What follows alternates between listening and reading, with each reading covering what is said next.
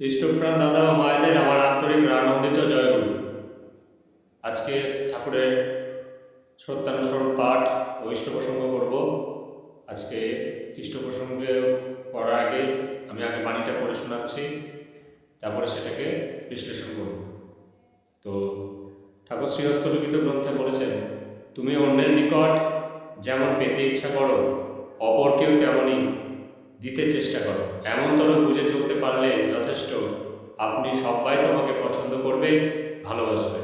অর্থাৎ ঠাকুর বলতে চাইছেন, আমি যেমন অন্যের কাছ থেকে কিছু পেলে আনন্দ পাই, কেউ যদি আমাকে কিছু দেয় তাহলে আমি যেমন আনন্দ পাই, ঠিক তেমনই আমিও যেন অন্যকে কিছু দেওয়ার সবসময় চেষ্টা করব, যাতে তারও মনটা ভালো থাকে, সেও যাতে একটু আনন্দ পায়।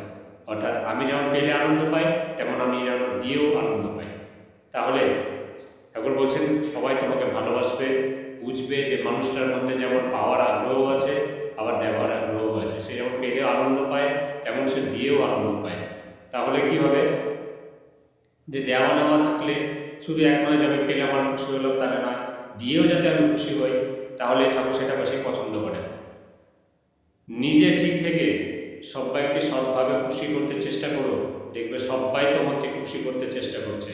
অর্থাৎ আমি যদি নিজে ঠিক থাকি এবং সৎভাবে, সৎ উপায়ে, সৎ চেষ্টায়, ভালোভাবে যদি আমি মানুষকে সবসময় খুশি করার চেষ্টা করি, তাহলে দেখবে মানুষও তোমাকে ঠিক ওই একই প্রকার রিটার্ন করছে। অর্থাৎ তোমাকে ভালোভাবে, সৎভাবে, সৎ থেকে সবসময় তোমাকেও খুশি করার চেষ্টা করছে। কারণ তারা জানে যে এই মানুষটা যেমন পেলে খুশি পাচ্ছে, আনন্দ হচ্ছে, তেমন অন্যকে দিতেও সে সর্বদা চেষ্টা করে।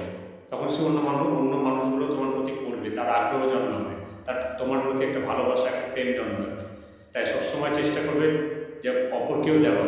কেউ যখন তোমাকে দিচ্ছে, তুমি খুশি হচ্ছ, ঠিক তেমনই তুমিও কাউকে দেওয়ার চেষ্টা করবে। এইভাবে দেওয়া নেওয়ার মাধ্যমে মানুষের মধ্যে ভাব বিনিময়গুলো হয়, গড়ে ওঠে। তখন নিজেদের মধ্যে প্রেম, ভালোবাসা, আস্তে আস্তে প্রীতিটা বাড়তে থাকে। কিন্তু ঠাকুর বলছেন, সাবধান, নিজত্ব হারিয়ে কাউকে খুশি করতে যাও না। অর্থাৎ যে জিনিসটা তোমার অন্তর থেকে আসছে না, তবু মানুষকে খুশি করছো শুধু তার মন রক্ষার্থে, তেমন নয়। যদি সেটা করাটা তোমার অন্তর থেকে হয়, তোমার মধ্যে তার যদি সৎ ইচ্ছা থাকে, যদি ইচ্ছা থাকে, সৎ ইচ্ছা থাকে, তুমি তাকে করে যদি নিজস্বটা পূর্ণ কিছু হারাতে না পারো, তাহলেই করতে। এ না যে তোমার ও দিল বলে আমিও দিলাম, এমন না। অন্তর থেকে তোমার আসছে না, যদি অন্তর থেকে আসে, তাহলে তুমি কারোর জন্য কিছু করবে। তখনই তুমি যদি সেটা না করো, তাহলে কি হবে, তোমার দুর্গতির ঠাকুর বলছেন আর সীমা থাকবে না। অর্থাৎ নিজত্ব কখনো হারাবে না। কাউকে যদি কোনো কিছু দেওয়ার চেষ্টা করো, তো সেটা যাতে অন্তর থেকে হয়, ভালোবেসে হয়, তাহলে তোমার সেই করাটা একটা ভালো হবে, জিনিসটা তোমার ক্ষেত্রে ভালো।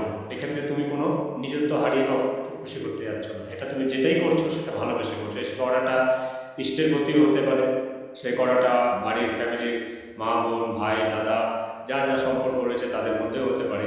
তো সম্পূর্ণ নিজত্ব না হারিয়ে সৎভাবে, সৎ উপায়ে, ভালোবেসে অন্তর থেকে যে করাটা তুমি করবে, সেই করাটা তোমার কাজে আসবে। ঠাকুর বলছেন, নিজত্ব হারিয়ে কখনো কোনো কিছু কাউকে সৎভাবে কাউকে খুশি করতে যাবে। জয় গুরু, ভালো থাকবেন, সুস্থ থাকবেন।